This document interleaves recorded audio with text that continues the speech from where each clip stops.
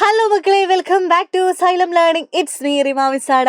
നമ്മുടെ 5ാം ക്ലാസ്സിൻ്റെ എക്സാമാണ് 11ാം തീയതി. അപ്പോൾ വരാൻ ചാൻസ് ഉള്ള ഒരു ക്വസ്റ്റ്യൻ നമുക്കൊന്ന് നോക്കിയാലോ? യെസ്, ഇതാ മക്കളെ, ദാരിദ്ര്യ ലഘൂകരണത്തിനും സാമൂഹിക അസമത്വം കുറയ്ക്കുന്നതിന് വേണ്ടിയിട്ട് ഒരുപാട് പദ്ധതികളൊക്കെ കൊണ്ടുവന്നിട്ടുണ്ട് അല്ലേ. ആദ്യം തന്നെ നിങ്ങളോട് ഫില്ലിംഗ് ദ ബ്ലാങ്ക്സ് ആണ് ചോദിക്കുന്നത്. നോക്കിക്കോ. ബി അല്ലേ, മഹാത്മാഗാന്ധി ദേശീയ ഗ്രാമീണ തൊഴിലുറപ്പ് പദ്ധതി. അതിൻ്റെ ഗുണഭോക്താക്കൾ ആരാണ്?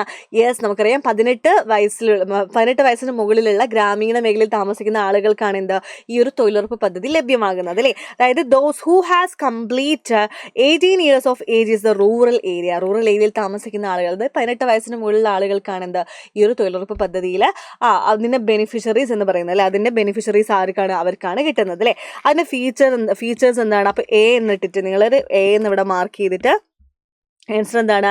100 ദിവസത്തിൽ കുറയാത്ത അവിദഗ്ധ കായിക തൊഴിൽ നൽകുന്നുണ്ട് അല്ലേ. ഓക്കെ, അങ്ങനെയാണെങ്കിൽ രണ്ടാമതെന്താണ്? ലൈഫ് മിഷൻ ആർക്ക് വേണ്ടിയിട്ടാണ്? ബെനിഫിഷ്യറീസ് ആർക്കാ? ഗുണഭോക്താക്കൾ ആരായിരുന്നു? ബി ആരാ? യെസ്, ബി ആൻസർ നിങ്ങൾ എഴുതേണ്ടതാ. ഇവിടെ മിസ് ചെയ്ത് തരാം. ബി എന്ന് പറയുമ്പോൾ എന്താണ്? ലാൻഡ്ലെസ് അല്ലേ. ലാൻഡ്ലെസ് അതായത് ഭൂമി ഇല്ലാത്തവർ അല്ലേ. ലാൻഡ്ലെസ് എന്താ പറയുക, ഹോംലെസ് വീടില്ലാത്ത, ഹോംലെസ് ആയിട്ടുള്ള പീപ്പിൾ അല്ലേ, ജനങ്ങൾക്കാണ്. അല്ലെങ്കിൽ മലയാളത്തിൽ എന്ത് ചെയ്താം? യെസ്, ഭൂമിയില്ലാത്ത വീടില്ലാത്ത, അതായത് സ്വന്തമായി ഭൂമിയില്ലാത്ത വീടില്ലാത്ത ആളുകൾക്കാണ് അല്ലേ. അപ്പോൾ ബീൻ്റെ ആൻസർ ഇതാണ്, ആളുകൾക്ക്.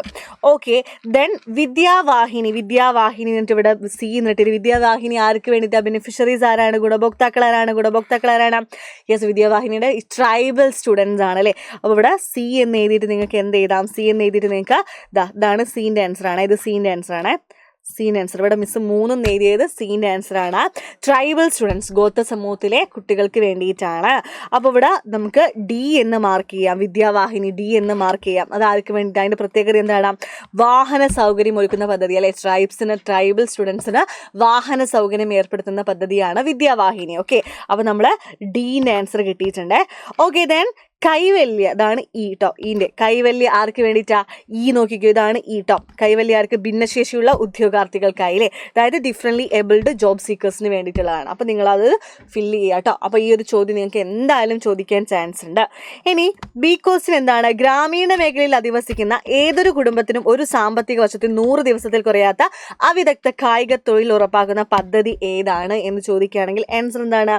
യെസ്, മഹാത്മാഗാന്ധി ഗ്രാമീണ തൊഴിലുറപ്പ് പദ്ധതി, അല്ലെങ്കിൽ Mahatma Gandhi national rural employment guarantee scheme. Okay, അപ്പോൾ ഈ ഒരു ചോദ്യം നിങ്ങൾക്ക് പ്രതീക്ഷിക്കാം. എന്തായാലും മസ്റ്റ് ആയിട്ട് ചോദിക്കും. മക്കളെ പഠിച്ചു വെക്കാം കേട്ടോ. അപ്പോൾ ഇതേപോലത്തെ ക്വസ്റ്റ്യൻസ് ആയിട്ട് മിസ് ഇനിയും വിടുന്നു. ടാറ്റാ, ബൈ.